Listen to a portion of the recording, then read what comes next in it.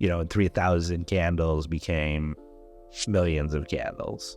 Unfortunately, I was young and dumb and probably should have patented things and, really taking control of that market. You're at this point talking with, CEOs of Fortune 500 companies, literally picking up the phone that would never be talking to you, saying, how quickly can you get them? I'm going on my friend's father's private jet out there. It's insane.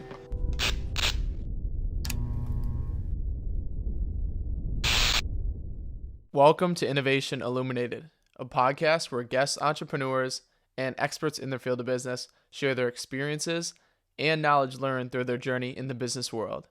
I am your host, Hunter Pirak, and similar to these guests, I am also an entrepreneur. Today, I'm joined by Scott Berkowitz, the owner of a manufacturing company that works with big box retailers such as Tjmaxx and Marshalls.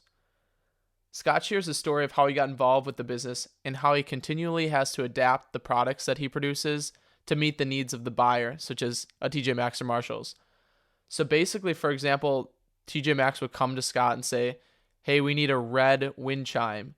And then the rest is up to Scott. So they basically request an item for him to manufacture, and then he has to manufacture it and deliver on the request in order to gain their business.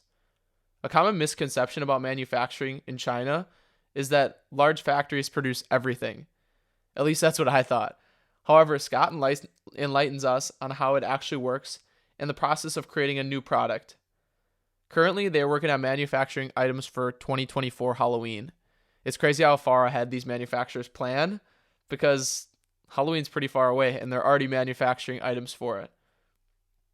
Scott's business was the first to manufacture an artificial lantern flame, which gained immense popularity in seasonal items such as Halloween lanterns, Christmas lanterns, and virtually any holiday-themed lantern. And Scott talks about how seasonal items are very important for manufacturing because they're recurring customers. It can be the same exact product such as a lantern, but can have a different variation for each season.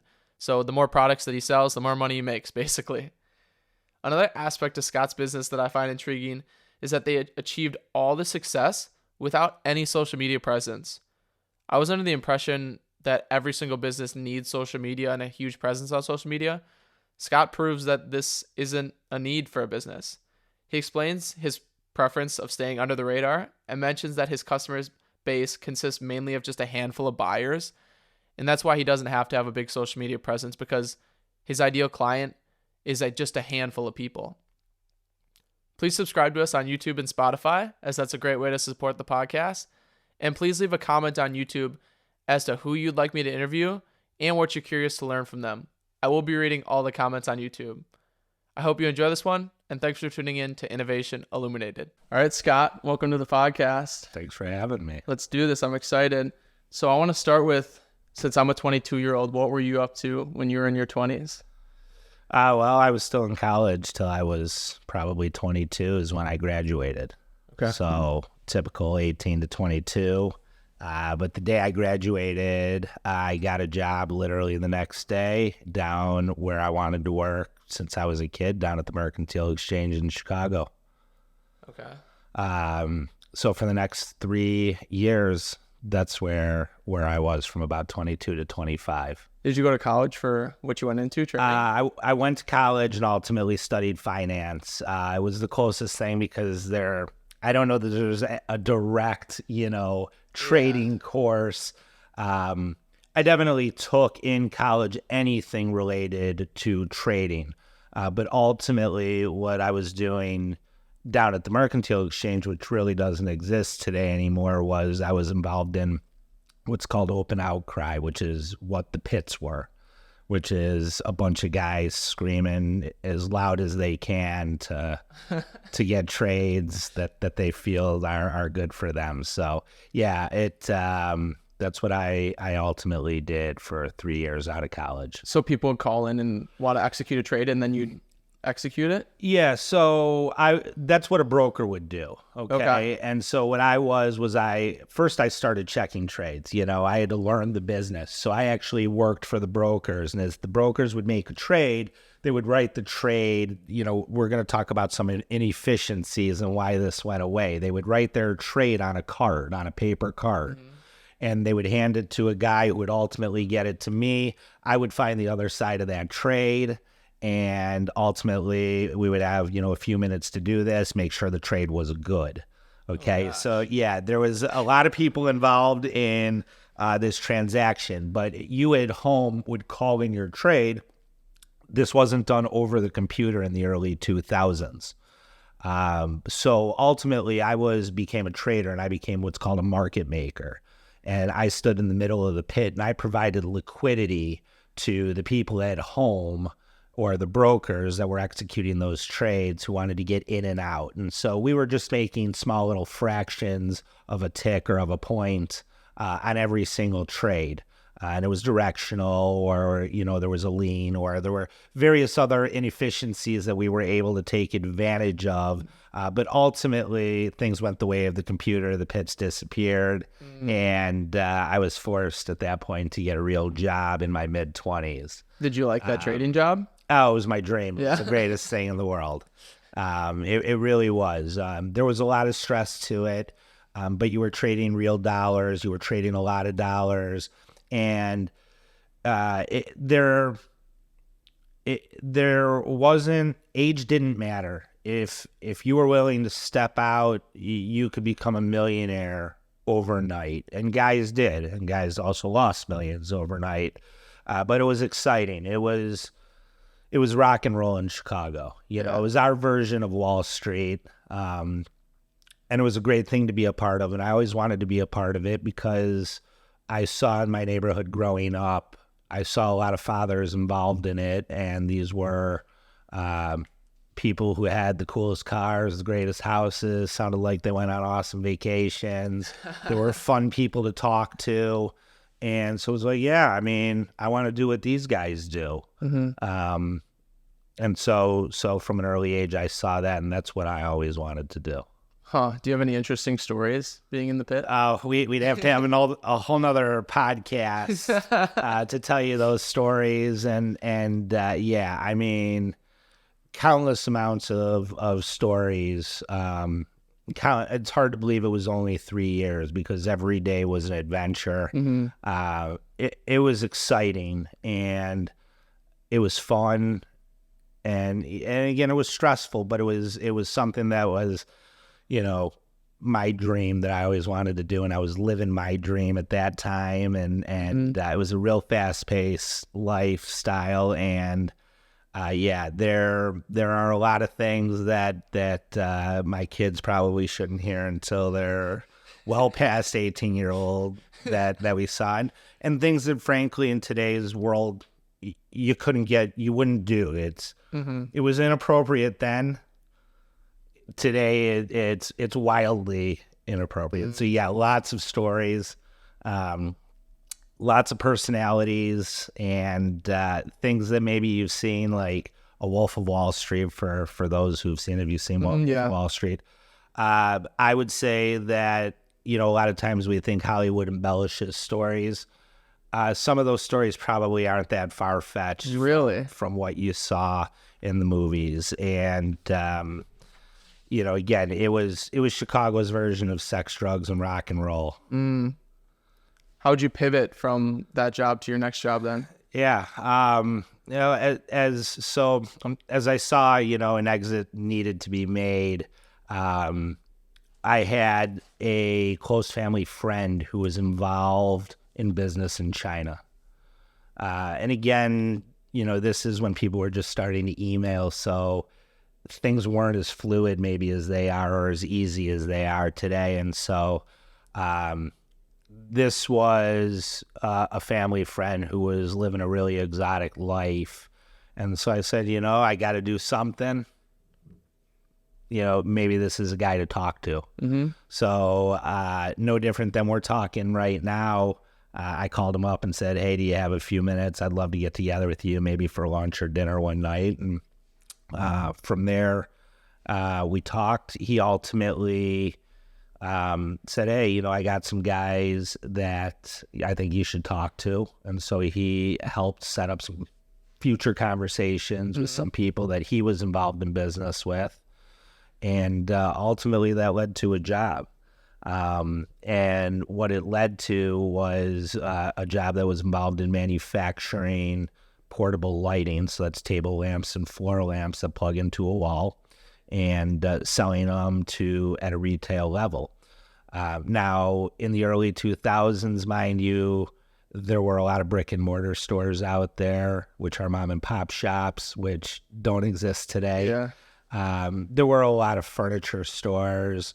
There were a lot of designers. The world was a very different landscape, but this come to find out was a family that was probably controlling 95% of lamps that were sold at any retail level were going through their hands. Really? And I wouldn't know this until I got involved in that world. Yeah. So anyway, I went to work for a company that ultimately that they were manufacturing. So they were one of the first American companies over in China manufacturing this product. And they went over there looking for a part. They realized they can manufacture entire lamp over there for, fractions of what was being done here. They were the first ones to do it, and they had a great run. Ultimately, the company I went to work for was purchasing from them. They were kind of liaison in China, doing all the legwork in China, and we were selling to our retailers over here, and that was the relationship. And then about 2000, so I went to work for that company. A couple of years after going to work for that company, they ultimately were defaulting on their business, and I was forced again to make a pivot. And at that point, I said, you know what?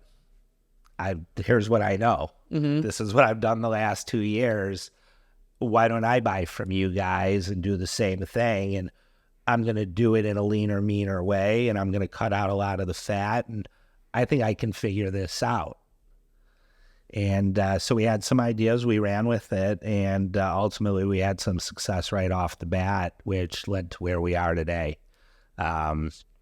But that was how I got involved in the business that I am today. That was my kind of entrance into the business. And for many years, portable lighting is what we did. And then we expanded the line. And it was perfect timing with big box retailer taking over the world.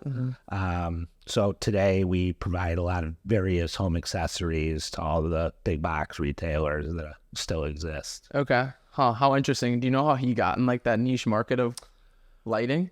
So the way that family got involved in it was a family business. So it happens to be in Chicago, where I'm from originally, the north side of Chicago. But Chicago was a manufacturing hub for lighting, and their manufacturing was still taking place for all the individual parts up until, even through the 80s and 90s. Okay, our family friend went over there in probably the early 80s, really took off in the late 80s, and they had a good 20-year run where they really dominated the marketplace. How they got involved in it is they were making one part. Let's say that part was the lamp switch. Okay, so they were working for a bigger company that was just it was there. They were manufacturing it. They were a manufacturer in Chicago. They had a small little plant down on Canal Street, and they were literally stamping out this one part, and people were buying the part. They went over to China to ultimately get that one part made. Yeah. While over in China getting that one part made, they came to the quick realization, I'm the only American here. I can make the entire lamp here for, pennies on the dollar ultimately. And really quickly, again, there's a fear today when you talk about made in China. The fear is slowly going away. The fear back then was huge, but he was able to overcome this fear with this category. And he dominated the manufactured lamp, market for a good 20 years, and, turned, maybe $1 million company into, $100+ million company, relatively quickly, and one that there was margin involved in. And, now ultimately, they don't exist today. Gotcha. They ultimately, to their own fault, made some mistakes, didn't change in the world when needed to change. And, the world didn't wait for them. But along the way, they had a great run. So that was how I got involved in the business that I'm in today. And again, today lighting is a part of our business, but not like the other categories. It's led to a lot of other categories that we sell. And so I would just say general merchandise, because today we do home accessories. We're in the wellness category, health and wellness. We're in bath accessories. We're in gardening accessories. We're in seasonal. We're, the list goes on and on and on and on. This box, I had a box somewhere we might have moved. It's full of wind chimes that we were doing videos for just the other. Oh, really? Yeah. Huh. It's hard to, shoot a video of a wind chime in the middle of winter in Wisconsin, right? Right. Yeah. Especially with 20 inches of snow. So luckily we have some shiplap on the wall. And, there you go.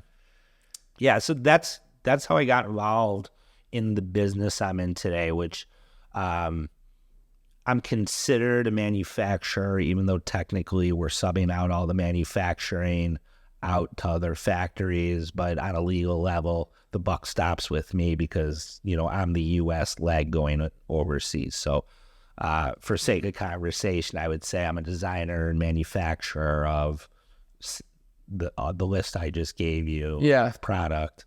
For these big box retailers. Gotcha. So he did the same thing. So basically, you'd go over and meet with a manufacturer, they'd make it, and then you'd bring it over here, and then you're the one selling it to the big box retailer. So you're a B2B company. Yeah. So what he was doing, and again, what we're doing maybe differently is we're really not buying anything off the shelf though in China. We really have to make it our own. So you build off of stuff you did in the past, and everything is cyclical in design. Maybe you've heard, the 80s are back, or, you hear these types of things in fashion, right?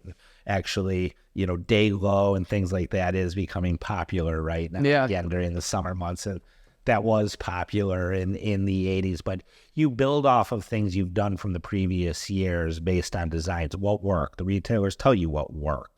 And so you build off of what works, and you continue to build off of what worked. So, we have to, unfortunately, nobody knows the taste of your own community better than yourself, right? And so it's silly to think that with my limited knowledge, let's say, of, India, that I'm going to be able to successfully design, India fashionable product, right? That they're going to, and vice versa. So they try. Yeah. And there are some people that do it, but for the most part, what we've done is we've built up relationships over the last 20 years of going over to Asia and spending, weeks upon weeks of finding the right sources who can do what we need done. And it's an endless cycle because the products that's needed is always changing. But you're constantly with your team looking for new sources. And then when you're there, what do you have? Okay, here's what I'm looking for. And then we have a team who ultimately puts pen to paper, renders ideas, and says, okay, this is what we want to do. And without spending hours in manufacturing, we deal with so many different materials. Some are easy to make designs right away, like a ceramic item. Those are easy to make new molds and rock and roll and come up with new designs versus plastic items. Molds are expensive. To make a mold takes 30, 40 days. To bring to market is even longer. So, renderings come in place. So there's a lot of different tricks of the trade that you learn while you're doing it, but it's a numbers game. So we come up with hundreds of designs for whatever the given projects are, and one of them will stick, and really, okay, you build and build and build, and every customer has different needs too. Right. So And they all buy differently too. But yeah, so that's where we are today, you know, and it's, in a certain sense, I still look at it as I'm a trader like I always wanted to be. You know, and I'm putting together trades. Now, the difference is back then the trades were done at the end of every second. You know, you were in and out of a position when you were in the pit versus now these trades take, 6 months to a year to come to fruition. Right. So, they're long processes. So, but in essence, I try to tell myself I'm still living that dream, that dream job that I always wished I had. Huh. Interesting. So you have a design team that designs prototypes and stuff for different products too? We're not designers by any means. But what we do know is how to build off of what worked. And yeah, we have a team that I work with on a daily basis, but I'm not a designer. I love numbers. I love finance. That's what I'm great at. I'm a math and science kind of guy. But again, we've figured out, again, and I'll bring it to math, we figured out a formula that we think works. And it's been working for the last number of years as business is growing. That's telling you at least that you're doing something right. So, if you're happy with that result, keep doing more of that and see what you can do, right? Ultimately, you can only put so many seasonal products. So right now we'll be meeting for Halloween 2024, which is late, but this account always does it late. They can only put so many on the floor, right? You're only going to have so many Halloween items on the floor. So, but you got to fight for that space, and you got to fight for that Halloween space at every single retailer. So, that's the name of the game right now. And so it's a numbers game. You got to have, enough designs to entice them, to come in. And they're looking the same places we're looking. So, our minds are all thinking the same way, right? Like when you stick with a certain group of people, you start to think similar things, right? So I'm not a very religious guy, but if you were to maybe go to church, you're going to find a lot of people with very similar minds, like-minded people when it comes maybe to the topic of religion, right? They share that similar belief. And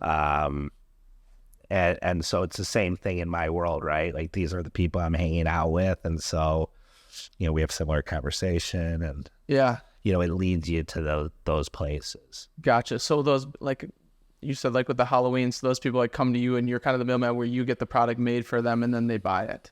Yeah. So, where it would have started is it would have started with honestly one design,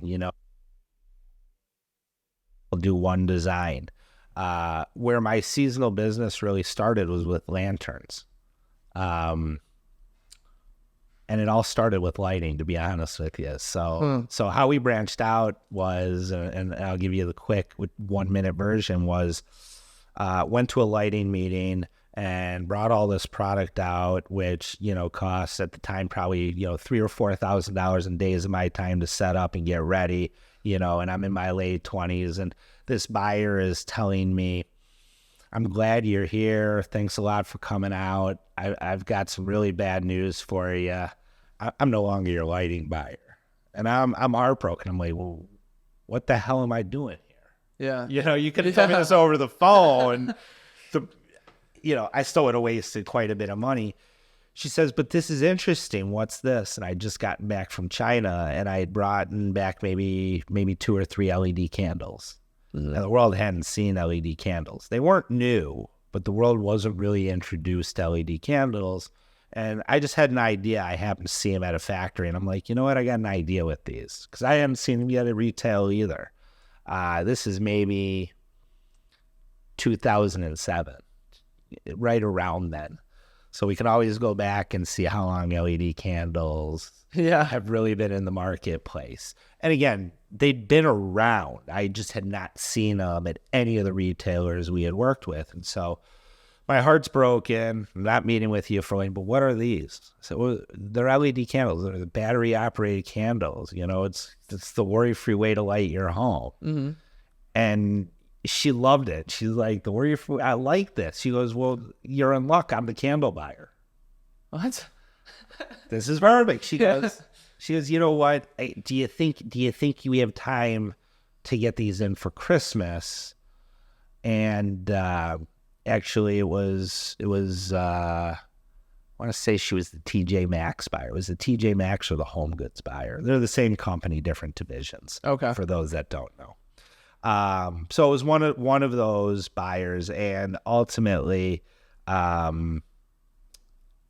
you know, I said, well, we'll figure it out. We'll get it. What do you want? She goes, okay, well, and again, for an account like Tjmaxx to do this type of quantity, even back then, it's a small quantity, but she goes, you know, we'll do 1,000 of vanilla. We'll do 500, you know, cinnamon, which would be a red, or, and then we'll do 500 pine, you know, green or an evergreen or something. I'm like, great. Right. And so we did, you know, for them at the first time, it was the first LED candles we'd done. And that was the start of really, you know, getting out of our comfort zone and doing a lot of different product and not being pigeonholed maybe just into one category of lighting.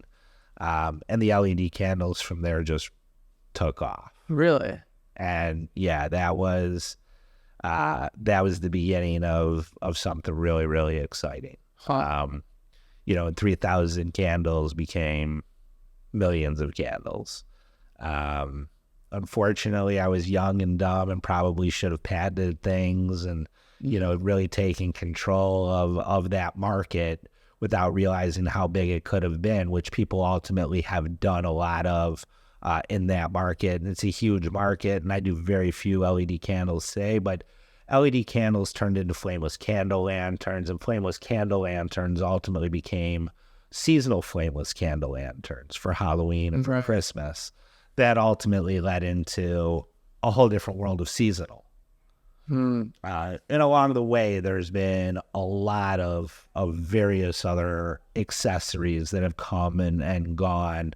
And again, lanterns themselves have led to just being in the garden category, right? Because lanterns are used for that type of decorating.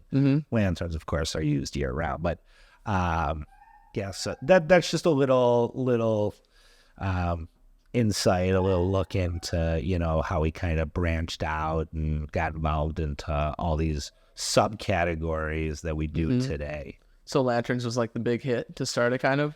Yeah, the LED candles, but the lanterns themselves were huge. And lanterns themselves today are still, we do, again, and I wish I would have taken control, and there's patents that I left on the table because we truly were the first company that had manufactured a LED candle that was fixed to a lantern.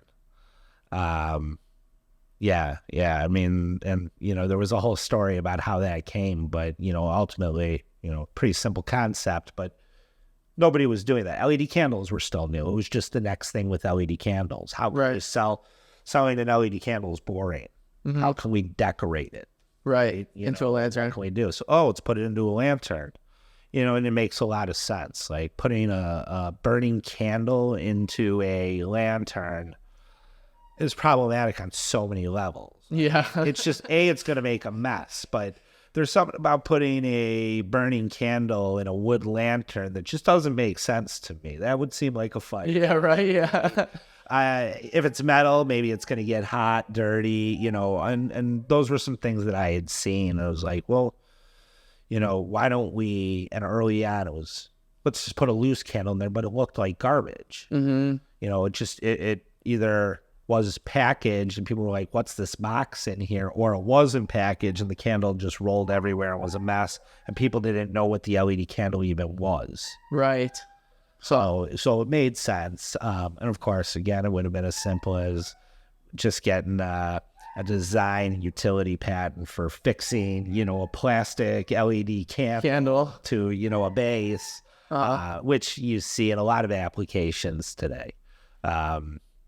Yeah. So but yeah, the LED in general has been a big part of our business. A lot of string lights along the way, lighted branches, various different, again, home accessories that, again, wouldn't interest most people at all. But yeah, that's the business, unfortunately, that I got involved in. And I say unfortunately because I couldn't have dreamed of getting into this business that I'm in today, in any way, shape, or form. But I always had a vision of where I wanted to be, which is, you're looking at that vision right now. Mm-hmm. You're staring at it out the window. Right. Yeah. Interesting. So these manufacturers, I have so many questions about like manufacturers.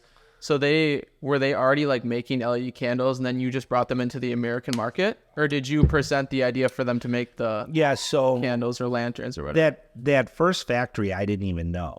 I had met somebody on a buying trip over there, and it ends up that I actually still have a relationship with them today. They're truly what I would call a trader in China. They're not really a manufacturer.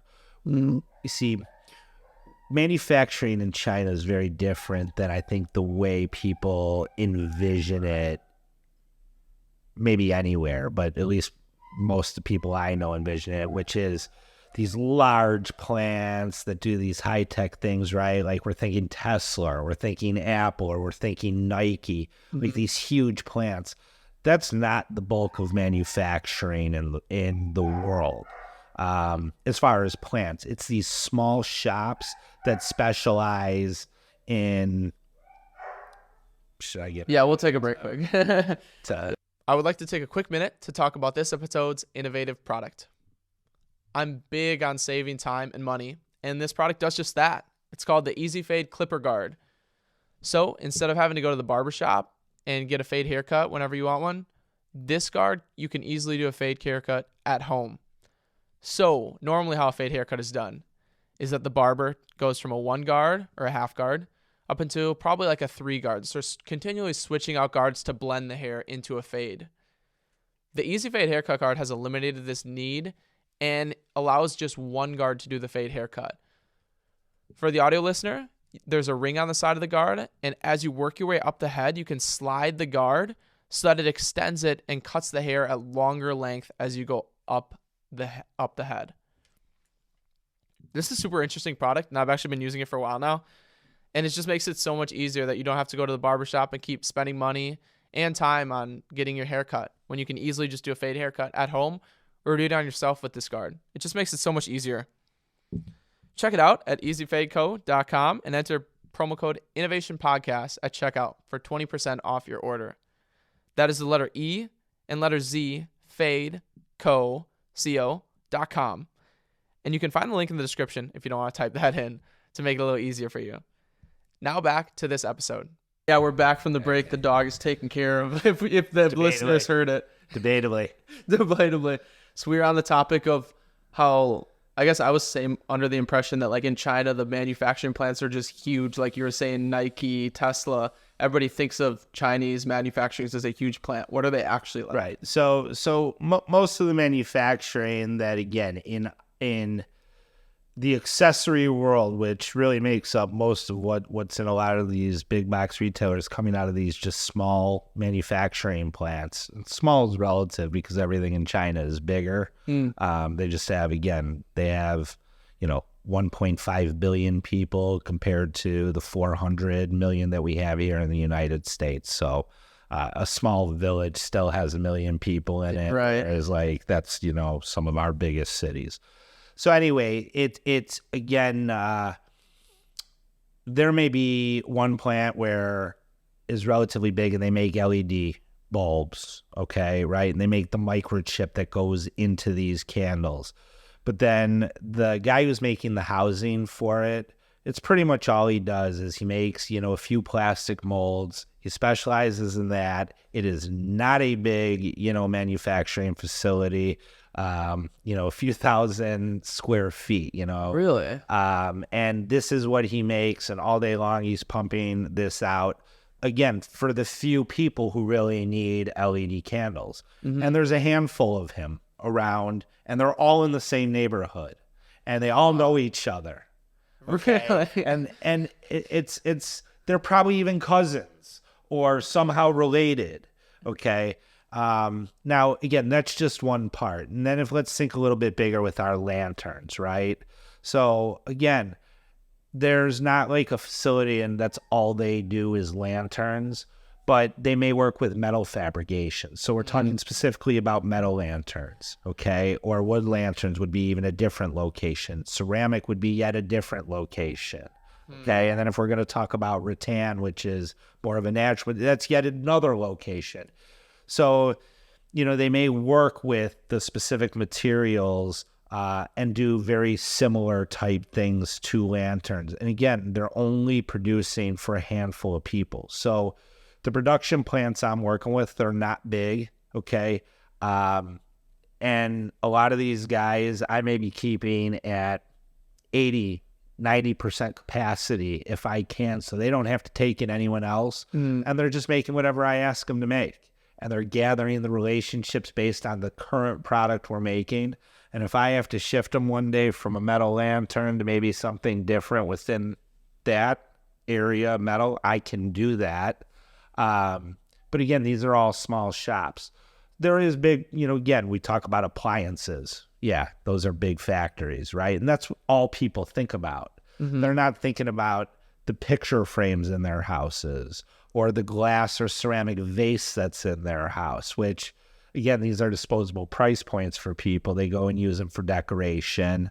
Maybe they're good for a few seasons and they get put in a cupboard and they go buy another one, right? Which is good for me. But yeah, so again, and as you look around even where we are right now, you see home accessories. Right. And, if you look up there and you see some of those, glasses, right? Like, there are big glass factories and there are small glass factories, depending on what your needs are for a specific project.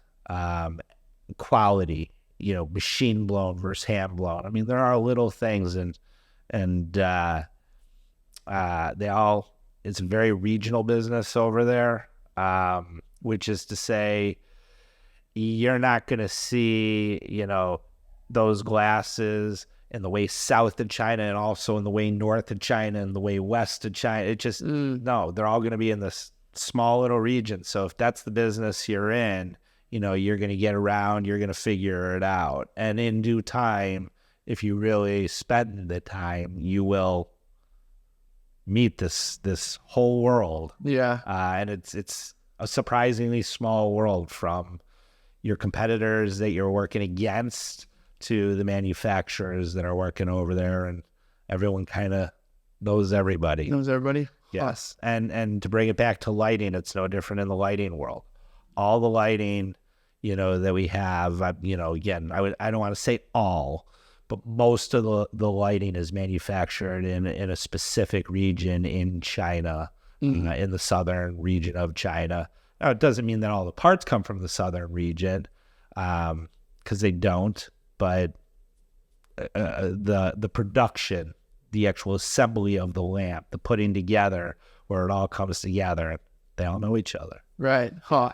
So, yeah. So, again, they're not all, yet we're not working with these big Nike type factories. Huge factories, yeah. No.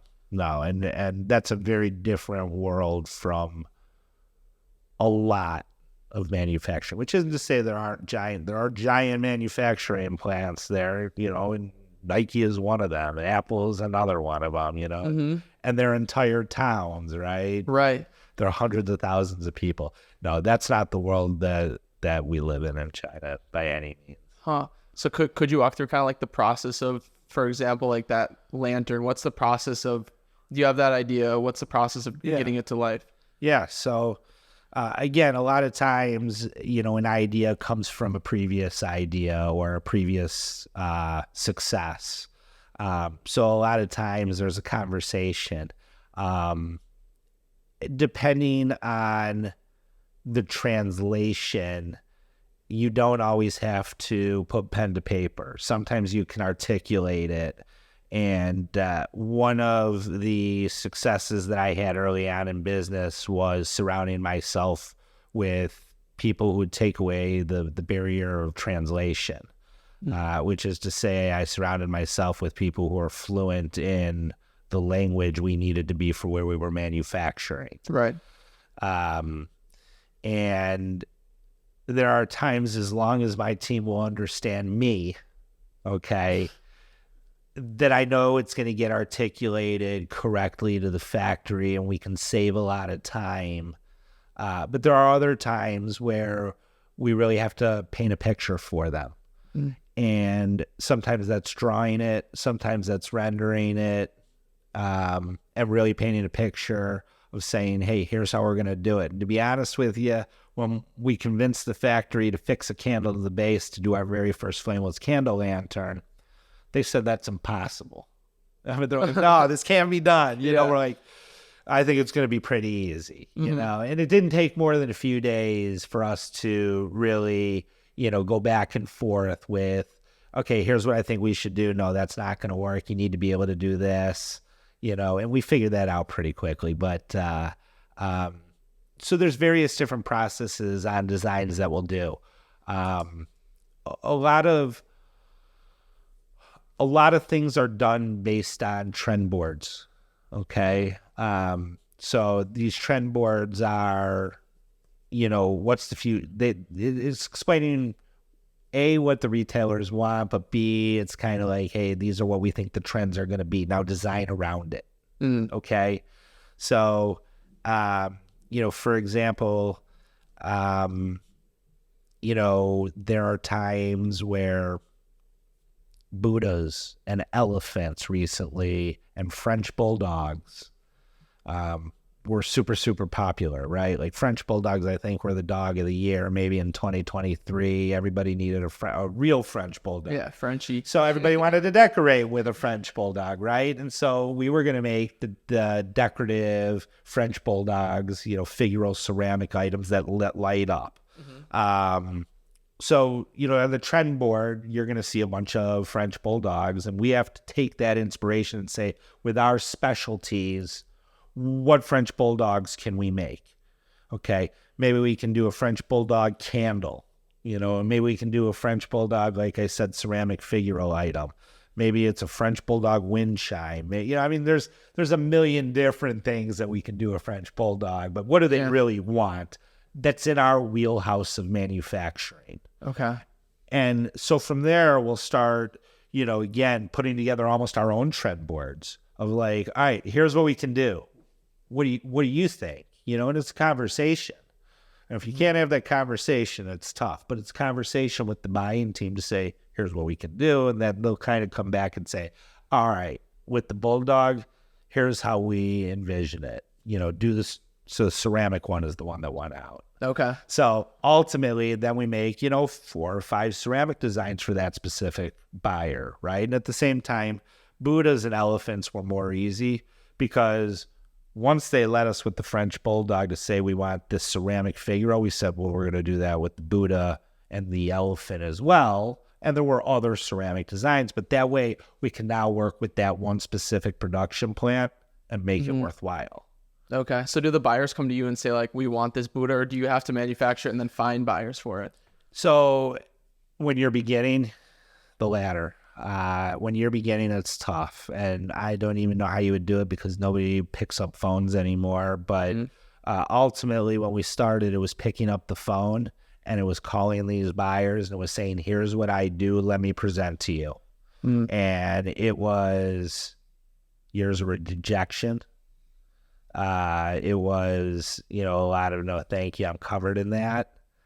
And then slowly it was, okay, I'll buy one. You know, and then once we showed them we could do it, one became 2. And then someone screwed up or went out of business, you know, and you got a chance to turn 2 into 6. And then there's a buyer turnover and you go back down to 4. A new buyer comes in, you're dejected again. But you know, again, it's a long game, and I think a common theme, which again going back to the dream job I always wanted, a lot of people, it's fast money. For those that get it fast, those are some super, super, super fortunate people that, God really blessed them. And there's a lot of luck involved because it's a marathon, and it's not just a marathon, it's an ultra marathon. Mm-hmm. And that marathon started for you, it starts for everyone early in life, and it's what you make of it. You gotta have some kind of visions, not to take away from being a kid and enjoying your childhood, right? But you got to really know what goals you want to strive for. Where do you want to be? What's the end game? Mm-hmm. What's the end game, and where are you going to be?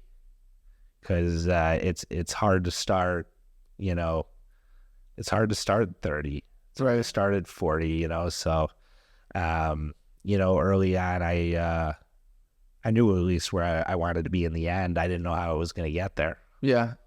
I certainly didn't get there the way I wanted to.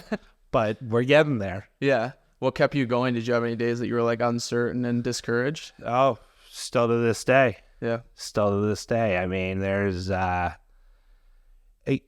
think for, again, those that find something they truly love to do, even those people have tough days, but those, again, are really, really lucky people. I think a lot of people find love in what they do. I don't think it was love at first sight. Like, this is it. Like, that was trading for me. Like, that's what I wanted to do. This I never dreamed of doing. But I saw it could get me to my end goals. I saw it was a vehicle to get me to where I wanted to be. And along the way, there's a lot of great chapters. There's countless amounts of great stories, and there's countless amounts of heartbreak. And it still happens. Sometimes you go into things with great intentions, and you find out, that you did something wrong. For example, in our world, sometimes you get asked to make a design, and you unfortunately violate a copyright, or you violate a patent, and you didn't set out to do that. The heartbreak is how much it costs you for the amount of time and effort you just put in. And if you ever want to do business with that customer again, you're sucking it up. And, that's cost of doing business, and you're moving it on. And those are sleepless nights. Yeah. They're sleepless nights. Can you give an example? Sure. Yeah. I mean, we actually there's two examples, and both of them, one is more frustrating than the next. One of the examples was a bird bath, a glass bird bath. And who would think that a glass bird bath has a copyright on it?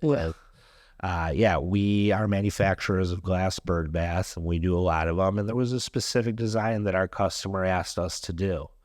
We said, we can't do the exact design, but we can look at it. And again, you've sold it. There's no problem. This is the design we want. So we were going to give them two designs. One they specifically asked us for, and one was just going to be a variation of, a new version. Mm-hmm. And long story short, the customer had been sued the previous year for violating the copyright from this design from the prior year.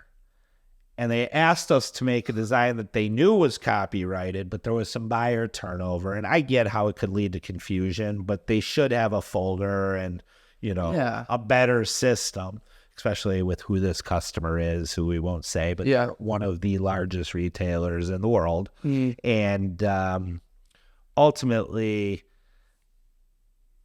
the company that was suing for the infringement was 10 times as pissed the second time. See, the first time they lost the business. And when they lost the business, they were pissed off. And so to get back at the retailer, they're like, well, we're going to come at you and we're still going to get paid. You didn't give us the business. The second time, they're like, unbelievable. Yeah. Because they know that the retailer, the money's not coming from them. They know the money's coming from me. So unfortunately in business, the manufacturers and designers often, if not always, identify these giant mammoth retailers and protect them from everything. Things like copyright, things like damages. So when you get a product from, for example, Walmart, and you don't like it, or you break it because you're rough on it, you return it, and they don't ask you any questions. And at the very least, they say, well, we'll just give you a store credit. Yeah, this is great. Somebody pays for that. And shit rolls downhill to me. Okay. So it comes back on the manufacturer. Yeah, and it lands with me because I can't go back to China, right? There's this imaginary border that in the legal world, again, good luck collecting from China. Right. Good luck enforcing that internationally. So, unfortunately, that was one example. So I got rolled under the bus, and then they backed the bus over me when they were, instead of just going forward. I mean, they made that one really painful because they came back for way more money than we ever would have made on that order. So, and again, you want to keep doing business with them, which we are. We're still making the bird bass to this day. So that's one example. Another example was, and this is another rough one. So we were doing a shower head kit, and these shower heads have what's called a three-way diverter. And the three-way diverter is what lets you go from the shower head to the handheld shower, right? Back and forth. So anyway, there happens to be a three-way diverter that does have a patent on it. And what happened is the guy who had the patent sold it to a company who goes out there and buys patents. And that guy bought the patent knowing that a ton of people were violating the patent. And ultimately went after and made lots of money going after people saying you violated my patent. And he was able to go back 6 years of violations that the original guy just basically, again, we didn't set out. Had we known, it wasn't advertised anywhere that there was a patent at the time. I mean, there was no way to find this information without spending tens of thousands of dollars and a lot of time to find this information. You still may not find it. You're looking for a needle in a haystack when you're doing this stuff. So we didn't set out to do it, but it's one thing if a guy catches it in year one and says, knock it off, pay me my money and go away. Hey, we're done. We don't want to do that. We'll find a way around it. Okay. But this guy came back for 6 years. And here's what makes matters even worse. We weren't the manufacturer for all 6 years of the program with the retailer he was going after. So he goes after the retailer. The retailer puts the pressure on us to settle. Really? Or to make the problem go away. Yeah.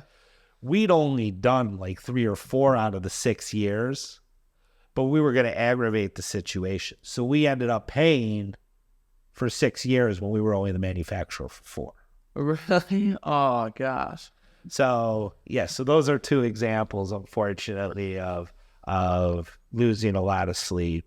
I'll give you another great example, and it's not copyrights, but COVID. COVID really knocked a lot of people in our industry on their ass. And when it hit and the retailers were closing, they basically just canceled all the business. All orders to you guys, Just stop it. We have no idea what's going on. Just stop it. And if it's on the water, we don't want it.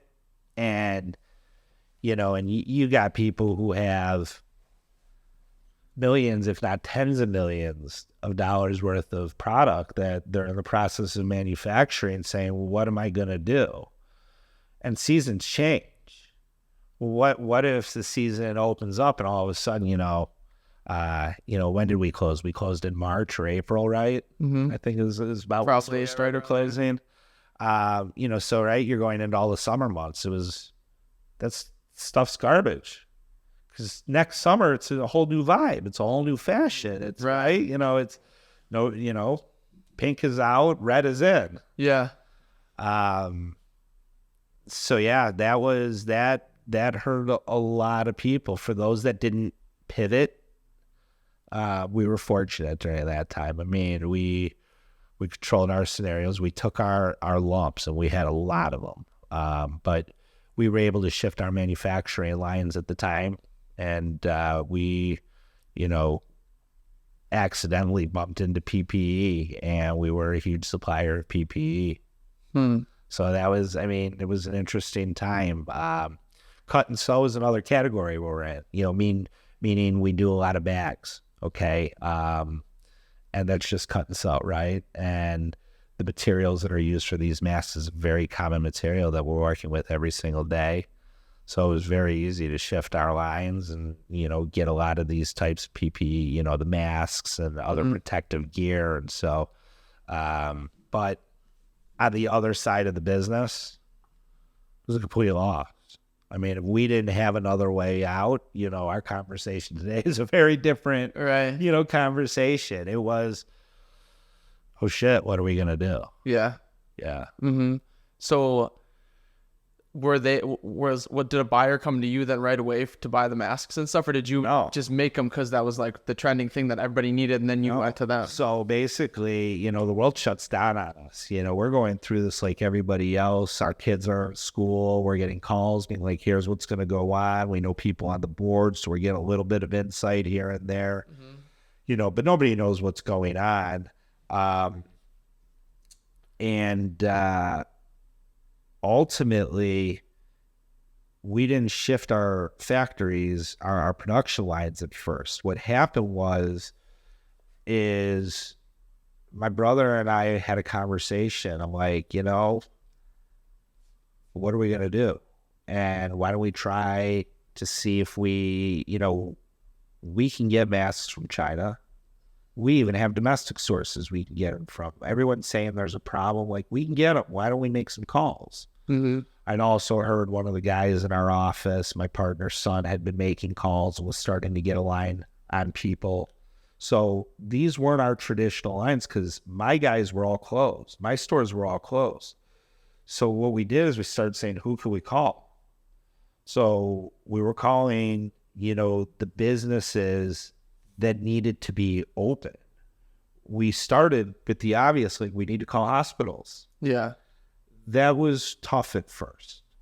But where we found success was anyone involved with food, grocery stores, transportation lines, so trucking lines, things like that, banks, people that needed to be open and didn't necessarily have the access that others. So we really just, again, this was the old-fashioned way. I don't think everybody in our office did it the old-fashioned way. I think some people used LinkedIn and more modern ways of contacting people. But for myself and my brother, who also works out of the same office as I do, even though he's involved in some different business, we said, let's pick up the phone, let's start making some calls. And we got people's attention. And because people needed the product really, really, really bad. And of course, there was a lot of doubt from people, you can't do it. And people were saying, you certainly can't do it for the prices you're quoting me at. We're used to working on tight margins. Unfortunately, a lot of people took advantage of COVID. And also, maybe people are used to making higher margins. When I say that, maybe I'm used to working on 10%, and maybe, my brother's used to working on 40%. Well, these margins were way wider than that. And so, again, there's probably money left on the table, but at the same time, it was just fine, with the price point. So it started with our domestic resources. We were able to get equipment for people domestically. So at that point, we were just the go-between. It would come into my warehouse. I would check it out. It would go right back out to them. We'd get a little piece to them, a little piece to them, trying to keep everybody happy. Once we knew that, okay, we're going to be able to get people and they want more than just what we're getting them. And not just that, like, hey, I'm going to have so-and-so call you now and so-and-so call you. And you're at this point talking with, CEOs of Fortune 500 companies, literally picking up the phone that would never be talking to you, saying, how quickly can you get them? Are they real? I'll have someone come to your warehouse and inspect them tomorrow, and we're talking at this point, millions of masks if you can get them. Mm-hmm. At that point, it's get on the phone with the factories and say, how quickly can you get this material, get this shifted over? And again, it was tough because China is strict and we were shut down here. Right. So it was crazy over there. Uh-huh. But we were able to really work some magic. I mean, the team that we had working on it was pulling off miracles to get it done and to get that product out. And we would air freight it, which is not cheap. Mm-hmm. We'd put air freight and on the ocean, just nonstop, and just going and going and going. And we don't have a giant warehouse, but the stuff was going out so quicker than it could come in, and it was out of control, for those who can get it. Now, the one thing that I will say that we're proud of ourselves is and unfortunately, to our fault, we probably left a lot of dollars on the table, but we delivered every single mask that we said we would deliver. Mm-hmm. We didn't short anyone. And from all of our conversations, we gave people the fairest price that we were hearing, because people were doubting that we could give to them, at the prices that we were quoting them. Mm-hmm. You just can't deliver it for that cheap. Right. I can't believe we're calling this cheap. Yeah. And again, these are masks that would normally cost 3 cents that people were buying from us for $1, but they were paying $2.50 and $3 and $4 from other people. Like, you're crazy. So people were just taking advantage of it in the situation. They were. Yeah. They were. There were a lot of people that were lying and weren't delivering masks. I mean, there was a lot of shenanigans going on that I wasn't involved in, but I think we all heard the stories of people taking advantage of the situation, whether it was stealing money from the government, Mm-hmm. making claims that weren't real, or people that were involved in PPE that were, really taking advantage of it. And a lot of people got a lot of backlash, maybe some celebrities who got involved in it and things like that, where, they were going to sell a KN95, which was the Chinese version of the N95 for like $13 or something. And it's because they were a celebrity. And it was like, okay, I can get you millions of those right now, and they're going to be $3. Mm-hmm. And this guy is going to, here's a guy who's making $50 million a year, and he's the one who's selling them for, so there was that going on. There was also a lot of shadier stuff going on where, people were like, give me the money and then I'll deliver, and then never deliver. I'm sure. But, so COVID was pretty wild. But a lot of people in our everyday business that we do now, got knocked out because that's not what they were in. Mm-hmm. For example, if you were into making lanterns and that's all you knew, and you didn't have all these, you're just sitting on the sidelines. Right. Yeah, and you got to adapt, make changes. You figure something out, Mm-hmm. right? Now, when the stores opened up and everybody was stuck at home, things were crazy again. Yeah. Okay. It was, how quickly can you get it? And I'll pay you whatever you need. Like, just get me product. Really? Get me product. Because then it was a race, once the stores opened up. Now everyone's back in office. Not everyone. A lot of people are back in offices, right? So again, people's tastes change. The things they need change. So here we are today, though, after all of it. Doing similar stuff that we've been doing, figuring out every day how to adapt. Mm-hmm. What's the next category? What's the next hot thing? Right. In our world, hot thing's very relative, right? Yeah, and always changing, right? Can you go through a little business metamorphosis of growth with warehouses and stuff, or how you started versus where you are today? Yeah.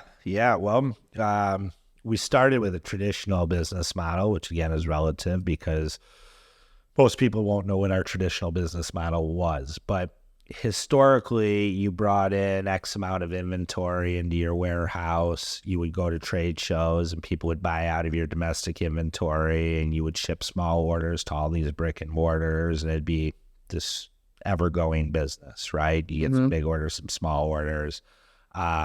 And you look at your inventory and you're like, oh, yeah, these are moving. Let's order more of these. These are duds. Let's blow these out. You put out a catalog, every category. You have reps. They go out throughout the country. That was the traditional business model. And I didn't necessarily want to be a part of that early on in the business. And so we made some changes. But early on, we were warehousing down in just outside of Memphis, Tennessee. I'm trying to think of the name of it. Olive Branch. That was it. Olive Branch, Mississippi. And it was a cheap warehousing. It was also centrally located because FedEx is hub is down in the Memphis, Tennessee area. So everything was by design, and my relationships were down there, and the guys who got me into lighting were down there, and so we were down there. And so I held hundreds of SKUs in a warehouse, and for some reason I would go and visit that warehouse in the middle of July, and warehouses, by the way, aren't air conditioned. So a physical, for those that don't know it, is when you go and you do a physical count to say, hey, does what I physically have in the warehouse match what my books tell me as I go through, right? And you have to do that every now and then to make sure that, numbers are accurate. Maybe things magically get up and disappear, right? When you're not there to see it all, right? So I would go down to the warehouse and I would do it all. I mean, I would get my hands dirty and count boxes and figure it out. There was no part of the business that I wasn't doing at different parts. So early on, that was how I got involved in the warehousing aspect of our business. And I quickly learned I didn't want to warehouse a lot of product. We have had various different warehousing programs, but today we don't warehouse a lot. We use our warehouse for what we call cross-docking operations or for showroom purposes. So even though we have a big warehouse, cross-docking operation would be stuff that comes in and out like the same day, or things that maybe we get a bag and we need to add something into a bag we make. For example, we make a cosmetic pouch, and we need to add the makeup from the makeup companies in that cosmetic pouch. And that cosmetic pouch is going to be given out to the first 100 shoppers on Black Friday, right? But we need to add that makeup into the pouch. It'll come into our warehouse. Our workers will do the stuffing, repacking, and then get it out to the various distribution centers that need it, or stores, or however that shipping program goes. We today actually use warehousing on the West Coast for any of our big box retailers that do require it. But there's a cost associated with that. And it's an unnecessary cost if it can be avoided. So more so today than ever, business is going direct. Okay. Because again, what's the purpose? It takes longer to come into the warehouse, more hands touch it, which leads to more breakage. And leads to, costs, higher costs. So the name of the game is how can we keep costs as low as possible? And we do it from every aspect of the business, from warehousing to honestly making sure that our company is run lean and mean and efficient. Anyone who works at our company gets their hands dirty. There's no fluff here. Yeah. How many people do you have right now? So here in the States, Yume and myself do 80% of the work. Now, we do have a team behind us, and the quick answer is about 15. Okay. But here in the States, behind us, then there's an accounting team, people in the warehouse, one warehouse manager, and then everyone else will come in, depending on the job. So I'm not counting these types of people. My brother will help with some sales. We've got another gentleman, Drew, who will help with some sales. Other than that, our team's in Asia. And their job is to be in the factories, making sure our samples are being made, making sure our production's being made, making sure there are no problems. So we call them our QA team, quality assurance.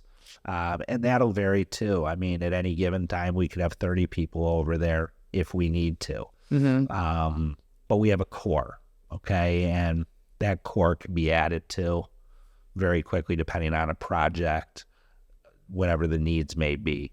But we're lean and mean. And it starts with the nucleus with myself and this one other girl who, there's nothing we don't know about what's going on. Full trust. We do our own things.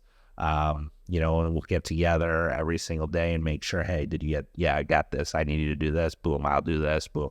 And it gives us complete control. So we've tried to outsource sales. We've tried to outsource things. It just doesn't work. It doesn't work for my personality. In some ways it's limited. But in other ways it's control. Okay. And like I said earlier in this, kind of bring it full circle, there's a finite amount of product we can sell in this given category. So again, we'll talk lanterns. If there was an infinite amount of lanterns that we could sell, we'd get a team of people to be selling lanterns. There's only so many lanterns to be sold. Buyers that are looking for it. Right. And so our focus is on our relationships with these buyers because there aren't a lot of them left. There's always so many retailers out there that work within our world, right? And so, it's we take it in house, and again,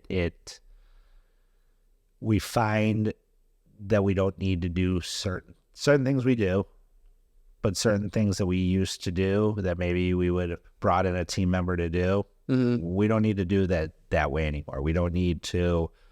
For example, catalog designs from 4 years ago. That was 4 years ago. That's old news. If we're still selling that, we're in trouble, right? And so it's just on to the next thing. So, and that's the nature of our business. That's not everybody's business. That's ours specifically. Right. We have a niche. There's not a lot of people who do directly what we do. Okay, so most of my competitors, for example, who do, let's just say, garden, that's all they do. They sell garden. That's their season. They sell, things within, that's it, right? And so, or people who sell furniture, occasional furniture, like these chairs, this table. That's what they do. This is all they sell. And you won't get into it because it'd be straying away from your specific niche. This is a category. It's a competitive category. There's problems within this category. It's an expensive category to be in. I mean, the joke that I have early on with one of the business partners, we went to a meeting one time and we had to unload like 6 pallets worth of product. We showed up the day before at like noon, and it took us like 12 hours. I mean, we were, and we knew it. We knew the drill, but we were exhausted. Yeah. We were exhausted the next morning still, just in time for the meeting. And we crushed it. The meeting was great. The product was great. But I'll never forget this guy in this nice suit walks in, just a briefcase. And he walks in the room, he opens up his briefcase, buyer comes in, they have a great time. An hour later, the buyer leaves, briefcase closes, 15 minutes later, this guy is out of there. Okay? This guy might have been there for 90 minutes. Came and went, clean as a whistle. I mean, perfect. Our meeting finishes about the same time, and now me and my partner have another 6 hours of cleanup.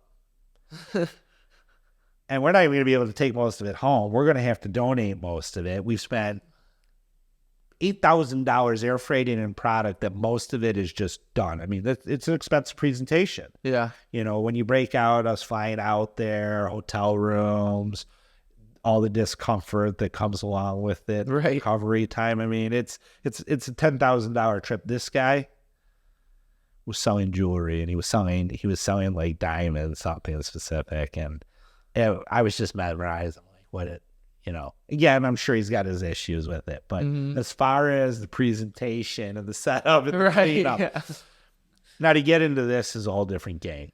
So there are some categories that are harder than other categories within the manufacturing world.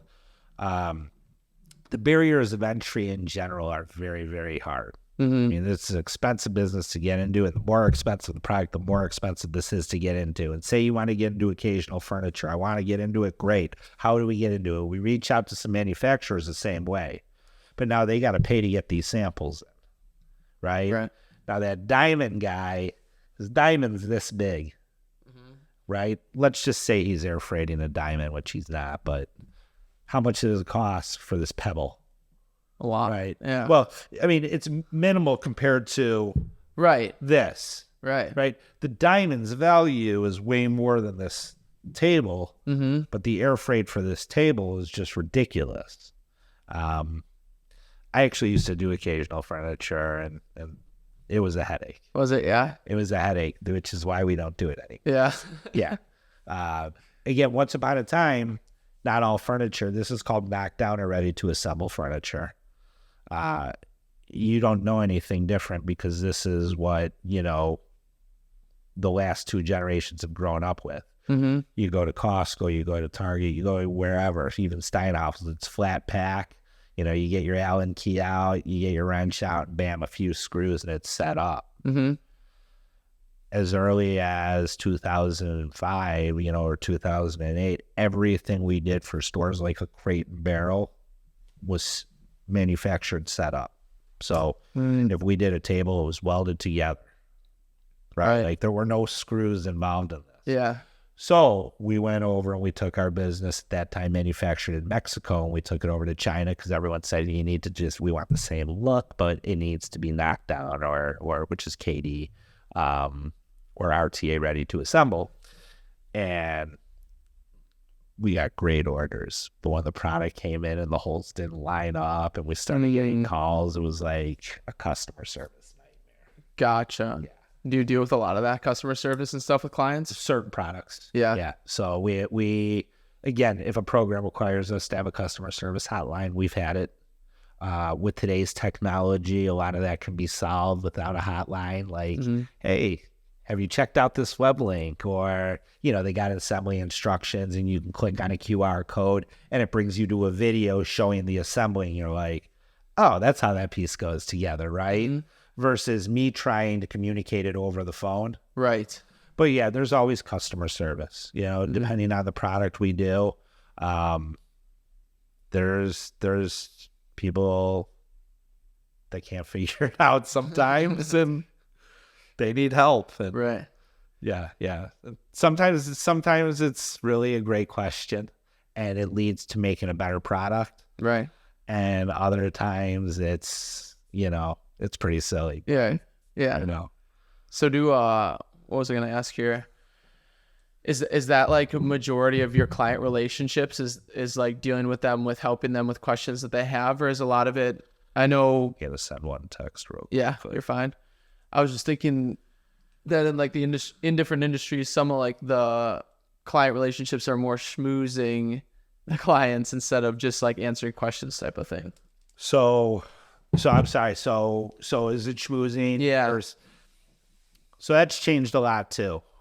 In my world specifically, you know, you used to be able to go to dinner with a buyer, and you would buy the dinner, you'd go to a ball game, basketball game, whatever, and there was a lot of schmoozing.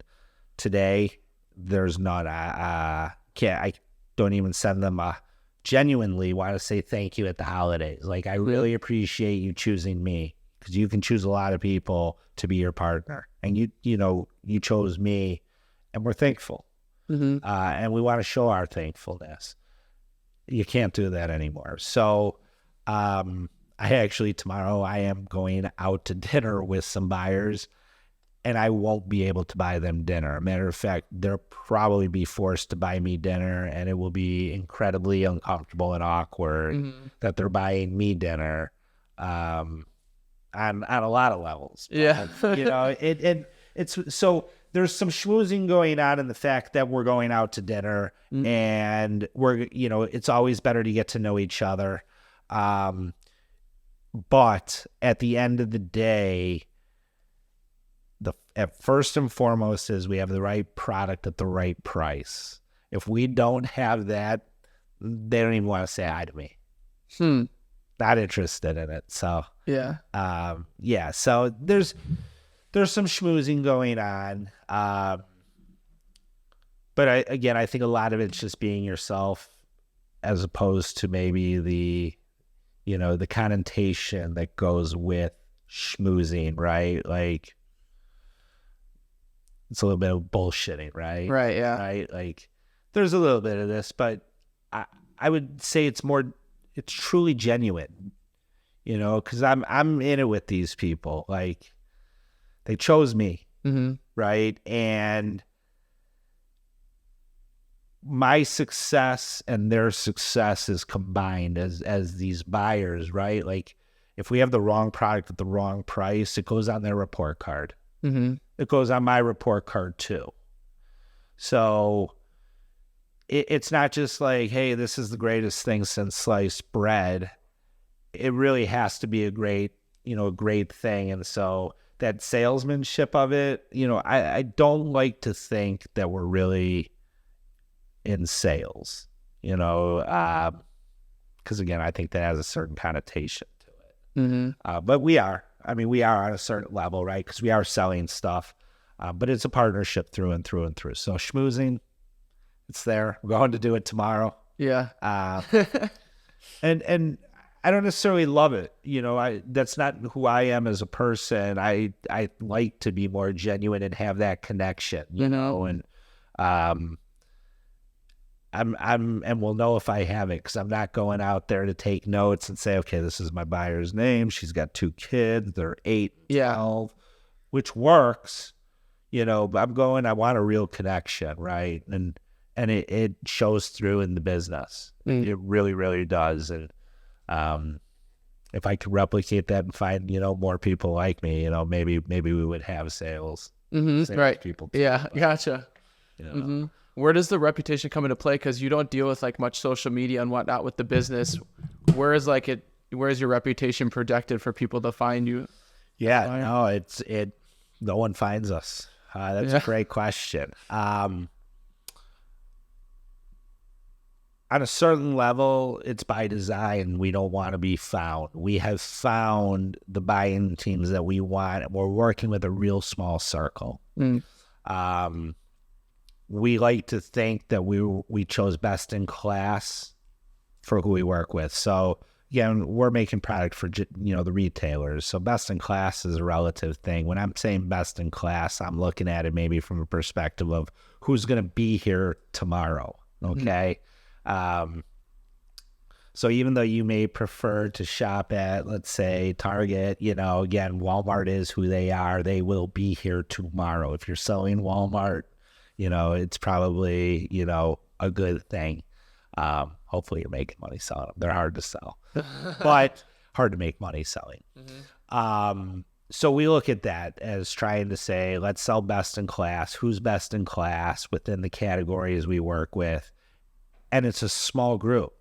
There are, there's people are dropping left and right. So, for example, I'd mentioned I work with TJ's and HomeGoods. Maxx Group is the name of the company, but TJ's, Marshalls, Sierra Trading Post, Winners, HomeSense. I mean, there's all the same stuff. It's all the same company, they all have different little goals with their buying umbrellas, but again, they're considered off-price retail. Okay, historically, they used to sell closeouts. They don't anymore, but who competes with them? Ross Stores, Tuesday Morning before they went out of business, Steinmart before they went out of business. So, and again, there are other stores that are out there that are off-price retail. but you got to say, who do I want to go? Like, who am I trying to sell? And years ago, we said, hey, these are the guys we want to be associated with. Right. And we've gotten hurt along the way. There have been, companies, for example, we've done business with a Party City, and a Party City files Chapter 7 or 11, and you get burned. So again, but there aren't a ton of retailers left. Now, there will always be someone, right? Like, they'll be around, but who will it be? Bed Bath & Beyond, gone, right? And so a lot of people took a big hit doing business with them. They were someone years ago that we identified as, this model doesn't seem to, it didn't make sense for us. We weren't making a ton of money, and we could see that the company wasn't strong. We pulled out of business, with them, in, probably 2012 or 13, because we started to identify that. I didn't think they would make it another, 10 years. They did. Specialty furniture retail stores, for example, you remember Pier 1. Yeah. Right? I mean, so again, these guys disappeared. So again, if you want to work with best in class, you're going to work with Crate and Barrel, Pottery Barn, Restoration Hardware. Not to say there aren't other good ones out there, but those are three that have stood the test of time that don't seem to be going anywhere. Right. Right? Again, you've got your Walmarts and your Targets, Nobody else really competes with them. They're in a league of their own. Amazon's in a league of its own, right? So that's the way we view retail going, where the strong are getting stronger and everyone else is falling off. With that said, there's only a handful of buyers. So to answer your question, we don't really need visibility because we're already with the few buyers that we want to be with. There's always more. I mean, again, maybe we're not doing business with Costco, right? And we can do business with Costco. So there is more. But for reasons, for our reasons, we've chosen, hey, right now that's not the right company for us to go after. So we don't necessarily need people to go onto Google and find us with AdWords. Our product line is very diverse, as I have mentioned. So again, to go on, it's like, what are they looking for? Like, what are the odds they're looking for the one item that I happen to have as my ad word, right? So, and at the end of the day, I don't believe these buyers are going online or doing it to look for anyone. They're going to a trade show, or they're going out into the marketplace and they're looking for the product and another retailer, right, as inspiration or new development. So we pulled out of trade shows. We don't do them anymore. We did them for years. We don't do them anymore because there's a huge cost and there's this many buyers that we want to work with. So at the end of the day, it's tough business for all those reasons. But if you want visibility, you probably need, in our world, trade show is the number one place to be. But if I show all my designs, chances are someone's just going to take my designs to show them to their relationship. Right. Too. Yeah. Like that happens all the time. So, I've got my buyers that I like to work with at this point. And I think it reflects in the business we do with them. There's a reason why we have the meeting tomorrow. They're choosing, hey, we do X amount with them. Right? Like, we know what's going to be reordered that did well last year, and now let's fill in the holes, right? And let's try and grow the business because the companies themselves have to grow, right? So, a store like Walmart can't report the same revenue every single quarter, right? They have to grow every single quarter. So they have to grow with their vendors, right? So part of them is to say, hey, we know this guy delivers.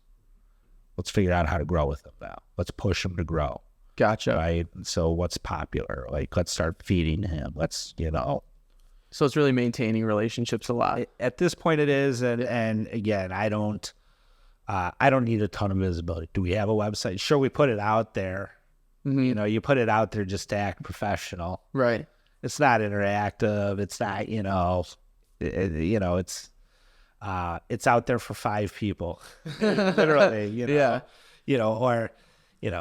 probably more than 5 people because, within a company, let's just say our buyer says to their boss, hey, I do a ton with these guys. And he's like, well, let me just check them out. Right. Right. Those things, you have it for professionalism. Right. Right. For the same reason that I'm going to wear a button-down shirt or a collared shirt tomorrow. Right. Because it just looks good. Yeah. Right. It's a standard kind of thing. Right. All right, let's do this. I like to end the podcast with this speed cast. I got 5 questions here, and then we'll just do like 1 minute each to answer the questions. Okay. All right, so we'll start with the coolest experience that you have. Well, for me, the coolest experiences certainly aren't with work. It doesn't have to be with work. It doesn't have to be with work. Right now, the coolest experience is being a father of 2 boys by far. It's one of those cliches that you don't understand until you get there because I'm definitely the father that doesn't want to sit on the sideline. I want to take part in the activity. Mm-hmm. And I got boys that I can take part in the activities with, and they're maybe by design gravitating towards the things that I love. So yeah, right. What you love as well. And those are the coolest things. It's the coolest thing in the world. If you would ask me this question before kids, or even when they were younger, it would have been a very, very different answer. But yeah, it's hard. It's hard to think of anything that can compare to having 2 kids that, can bring you that as much joy and so many other emotions, with it. The fact that they can make you angrier than you've ever been. Yeah. And then 5 minutes later, you're just like, wow, like I probably would have done the same thing. He's an angel, So yeah, that I would go with that. That's the coolest experience. Yeah, being a father. And what I get to share with them. Because those are the experiences you love. Like, okay, we love surfing. That's something we love to do. Mm-hmm. So many cool surfing experiences or water experiences, right? We've both had them. Even how we met, like, yeah, right, in a rainstorm out there on a perfect evening. Perfect, yeah. Right? And that's a cool experience in its own right.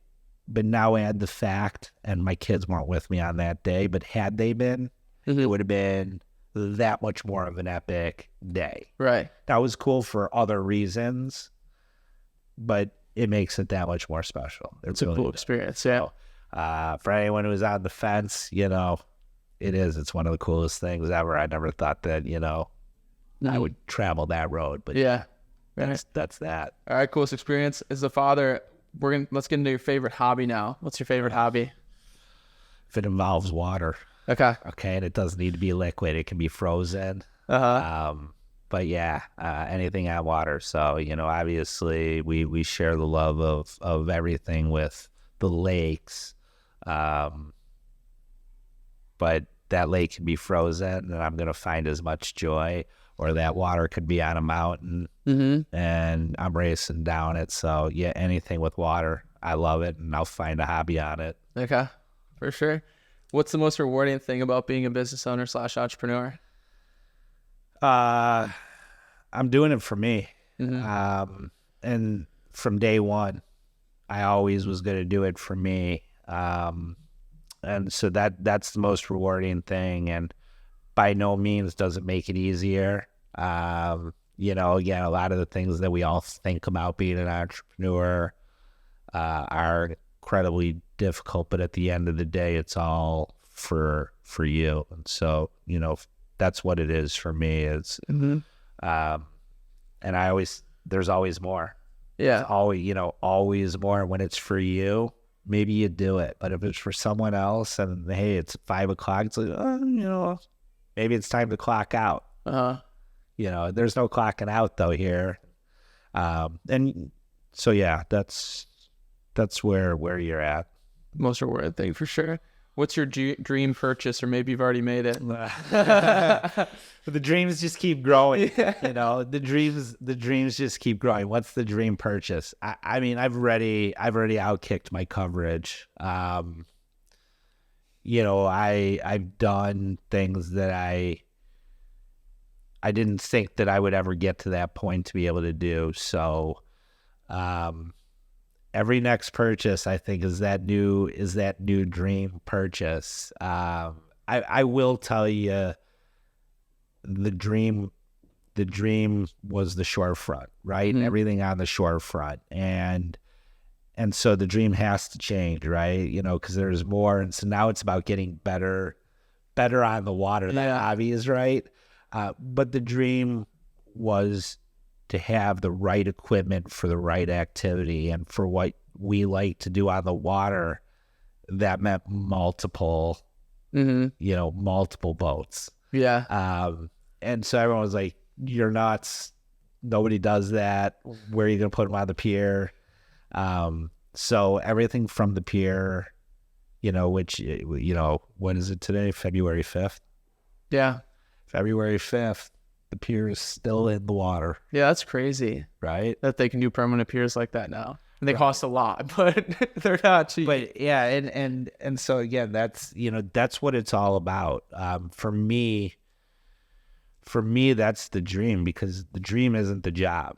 You know, for those that have the dream job and love what they do, God bless them. And those that have figured it out, you know, and they will find success in it. But for me, there were other things that drove me, and it wasn't the love of what I was doing. Maybe it's these dreams that you're talking about. That's what really drives me, right? For me, again, the dream, the superficial dreams that we're talking about right now, right? The toys. I guess what I would say is financial freedom, right? Knowing that I don't need to do it if I don't want to do it. And if it all goes away, you're okay. But now that you don't need to do it, it's a different game. And so the dream's modified, right? Because you've reached that dream of, you know, what maybe we'll call financial freedom.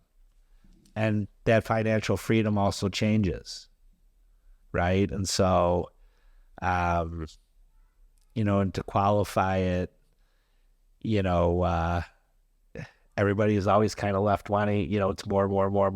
And that's perspective that I have, and I talk about with my wife all the time, my family all the time, because it's also dangerous. You know, being content with what you have, it's not always about more. So, but I would say I've come as close to living every part of a dream that I could have lived. It hasn't always been a dream. There's been hardships yet in a different podcast. You know, there's been some horror stories along the way, and there's been lost friendships along the way that are terrible. It hasn't always been, but in perspective, in hindsight, you know, this is the dream. You know, being out in the water. It is, and I never thought I'd live on the water full time. So, was I living across the lake when we first met? No, I was. I don't think so. I think you're over here, yeah. Right, but I wasn't up here. I don't think full time yet. Oh no, I don't think so. All right, like that was something that my wife would push for, and I'd be like, yeah, with 3 years, you know. Yeah, 3 years, knowing that that's not realistic. COVID changed that, but what really changed it again was a little bit of that financial freedom to say, all right, I don't need to be doing what I was doing at that level that I was doing it, which was 24 hours a day, 7 days a week. There's a bigger picture, and it's that family, and it's that joy that I mentioned 10 minutes ago. Right. Being with the kids. I mean, you get lost. You can get lost in work very easily too. Right. Maybe I got lucky with COVID, you know. Yeah.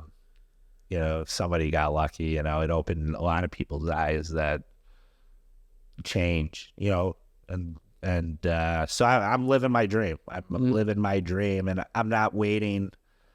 I'm not waiting to retire to live my dream. Right? You know, wait till you're 70, retire. And then you're going to go do all these amazing things. You're going to go golf. Yeah. But you got to have the vision now. Mm-hmm. You got to have that vision now to know that when you're, you know, in your mid 40s, where I am now, that how am I going to be able to do that? Mm-hmm. You know, because the other thing is being in my mid 40s, there's not a lot of people that I get to do things with. Right. There's a few. Yeah. Luckily, they're on this lake. Right. You know? But, you know, thank God you're out there. But, yeah, I mean, and Chip being right next door, which, by the way, he's in town. But oh, really? What? He just came in for like 2 days to check out the house while they're doing construction. Is that right now? Yeah. No way. I'm going to follow up with that after. Yeah, you should. But that's right. That's the dream. And Chip is probably an example. Like, he didn't ever want to get to where he is today the way he got here, I'm sure. Mm-hmm. At the same time, he's found a way to get back to his dream. He's certainly living a great life. For sure. Not putting up with the winter that we're putting up. Yeah, right? Yeah.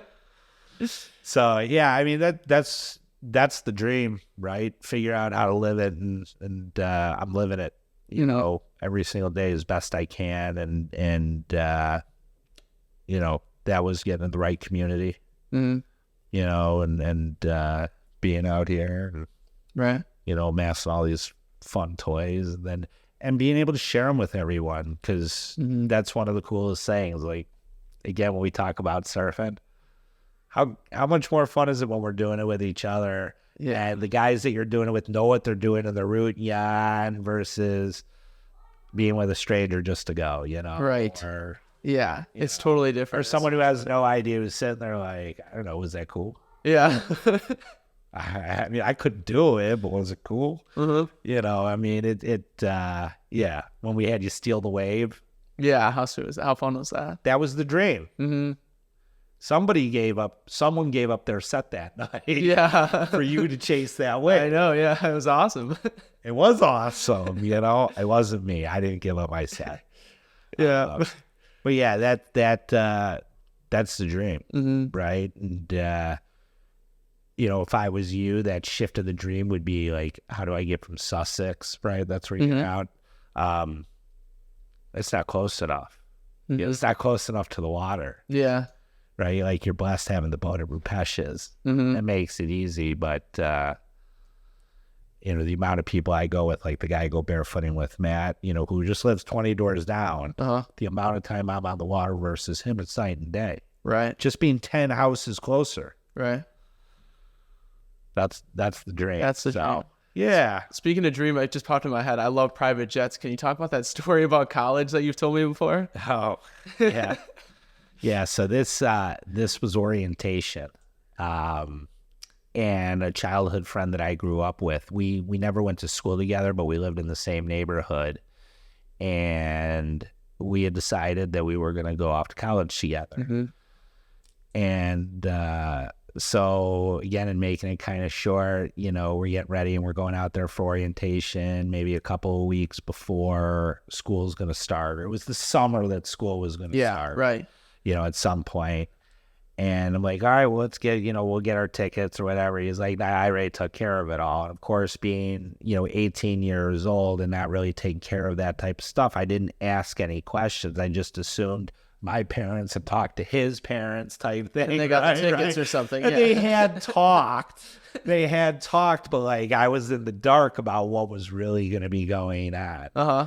And so, anyway, we're getting ready to go out. I just actually looked at the picture the other day, and we're getting ready to go out. And I still don't know. I think we're going to O'Hare. Mm-hmm.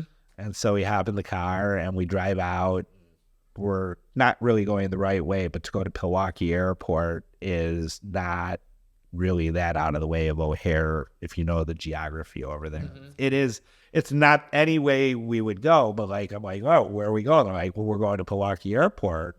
Again, being a dumb 18-year-old, I'm like, okay, we're going to Milwaukee Airport. Anyway, we get there, and I'm going out to college. I'm leaving home for the first time ever, and I'm going on my friend's father's private jet out there. It's insane. To go out to college in Boulder, Colorado. I'm like, well, I don't think we're going to have very much fun out here for the next 4 years. Is this really how our experience is going to be? And it just gets better because, again, I have no experience doing anything like this. So anyone who's been to O'Hare knows what a nightmare going through O'Hare is, what a treat this was, like no security or anything like that. And this is also pre-2001. So traveling at O'Hare was way easier then. It was still a nightmare, but you didn't have the TSA lines that you have today. Yeah. So then we land out there, and we land 10 minutes away from the university, and we've got a car waiting to whisk us away. And I mean, you want to talk about rock star treatment. Yeah. And I, by all means, grew up in a wonderful neighborhood, and I was afforded every single luxury a kid could ever dream of. This was still so far out of the realm of anything that, I was used to. Like, this wasn't even a topic of conversation. Remember, we don't have the internet at this point, so people don't know, right? Like, what it's like on a private jet. So so we land there, and I'm with Mike, who I'm still close with today, and I mean, just my first experience of going out to college and going out there in style. Yeah, in style. Yeah, that's insane. Yeah, and again, I mean, talk about a dream. I mean, for some people, right, that's the dream. Like, I haven't made it till I've got the PJ. Right. Not my dream. Not my dream. My wife she hates flying, period. And the smaller the plane, the more scary it's going to be.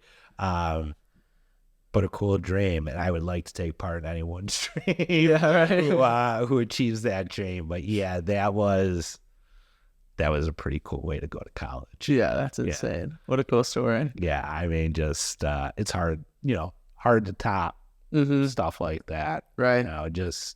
Again, having no idea what you're going into, some kids ask a lot of questions, others just go with the flow. And at the time, I was going with the flow. So things worked out. But I think I only got one more ride on the jet, and that's only because somebody broke their ankle. So we went out to a wedding in Aspen. And this same family has a house out in Aspen. So we all stayed at the house out in Aspen. And after, we went mountain boarding. You know what that is? No. So it's these oversized skateboards with bigger wheels, and you have a little handbrake. Oh. And you take the chairlift up and you mountain board down it. And it was pretty hardcore. It was way harder than I thought. Anyway, one of my buddies, first kid I ever met in kindergarten, actually, who I'm still friendly with today, he broke his ankle, maybe. Yeah, he broke his ankle. I think he broke his ankle. Anyway, he was laid up then for the next few days before we were going to drive back to Denver. And so the parents were out there, and they're like, "Oh, you mean you guys are going to drive and then lug him through the airport like this?" We're like, "Yeah, that's what we do. Yeah, that's what you do." And also, we're in our mid-20s, and we don't care. Yeah. We're going to have fun wheeling him around in the wheelchair, right? Like, we're probably going to break his other ankle. They're like, "Well, you'll just come home with us." And we're like, "Okay." They're like, "Well, you're going to have to stay an extra day if that's okay." We're like, "Yeah, I think that's going to be okay." Yeah. So that was my other ride on there. And their planes keep getting bigger. Really? Yeah. Huh. That's some people have a Midas touch on a whole different level.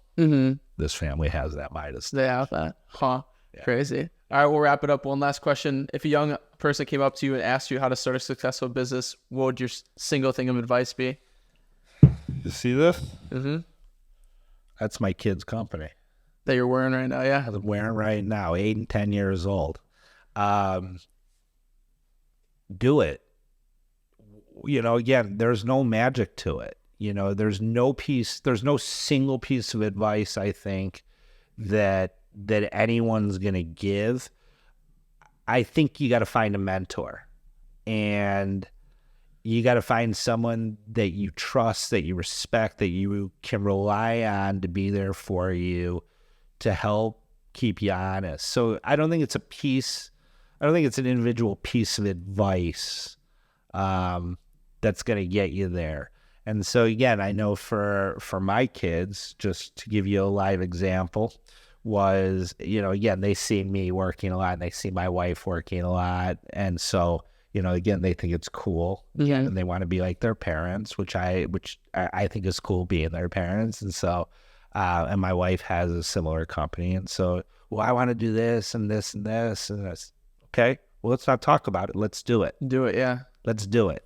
And well, how are we going to do it? We're going to start with piece one.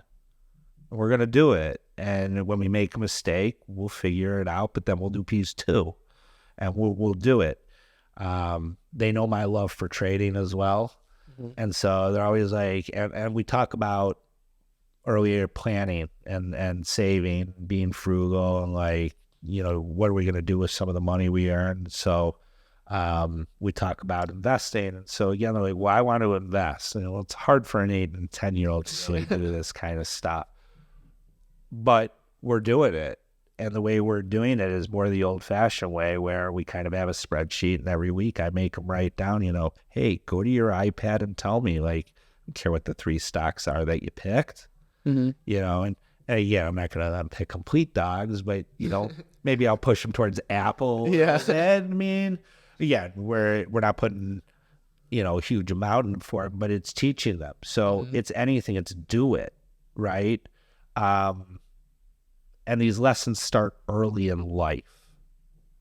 And some people are more fortunate than others that find a mentor or someone who's going to push them. So I would say just do it. Again, a little bit of Nike vibe there, but there's a reason it's such a striking slogan, right? It's okay to fail, because an optimistic person can turn that failure into a success. It's all how you look at it. Get knocked down, you get back up, and you're better off for it. That's the success, maybe, right? That's simple. So it comes back to just do it. Just try it. Just don't stop talking about it. Just do it. I have this great idea. Great. There's a lot of people, right, with great ideas. Yeah. There's a lot of people way smarter than me, and a lot of people with way better ideas than me. The guys who do it, at the end of the day. So I think that'll be the advice that I go with, right? With a little bit of an explanation. And I'm not a diehard Nike fan, though I am a diehard Michael Jordan fan. So maybe that makes me a Nike. There you go. Right. Yeah. Growing up Chicago Bulls fan. So, you grew up Nike, so maybe that's ingrained in my head. But yeah, that's to just do it and get after it. Yeah. I think we both apply that in the things that we love, that we have in common on the water, right? Like, you do some great tricks out there. At a certain point, how did you learn how to do it? Right. Like, you visualized it a bunch of times, and you failed a bunch of times, but you just tried it, and you just did it. You just kept doing it. Right. And you just, now again, that's something we love. Yeah. So maybe it makes it easier. Right. Yeah. And I'll bring it back to earlier when I was telling you I was sore, and I was telling you I was trying those rail slides. Oh yeah. Over at the hill. I said to the kids when I fell, I'm like, oh, that didn't hurt. I'm going to keep doing it. Like, that's the worry when you're trying a rail slide at 46 years of age for the first time. Yeah. Like, it's going to hurt when I fall. And I know I'm going to fall. And when it didn't hurt, I said, I'm going to keep doing it. And after the third time, I go, yeah, it's not hurting right now. It's going to hurt tomorrow. Oh, yeah, it's going to hurt. And I do. I feel it in my knees a little bit. I feel it in other parts. I'm like, why am I sore? I'm like, the rail. Yeah. The rail. Totally the rail. Oh man. Well, awesome. Thanks for doing this with me. Yeah, Thanks for chatting with me. I could chat with you all day about it. I love sharing stories, so I appreciate you thinking of me. Yeah. I'd be happy, if you have other stories, even if you want just, if you really have other questions and want to dig, deep into it. I had no idea what I wanted to do when I left the mercantile exchange. That was the hardest thing, but I just tried something. Yeah. And I had no idea if it'd be the right thing. Right. So I just tried it. But I think what I did is I said, this guy's killing it. Maybe we can figure it out, right? And that guy did kill it. He killed it on a whole other level. But again, being one of the first Americans in China, you're going to do that. So, but I'd be happy, continue talking with you about it. I know Chip would. I mean, it just got to get out there and try it. And, there's successes to be made out there every day. David J. Frank's killing it. Right. Yeah. I don't know that's what you want to do, but probably not. But no, I know you said that before. But totally awesome. We'll wrap up the podcast, but we'll keep chatting here. Yeah. That was fun.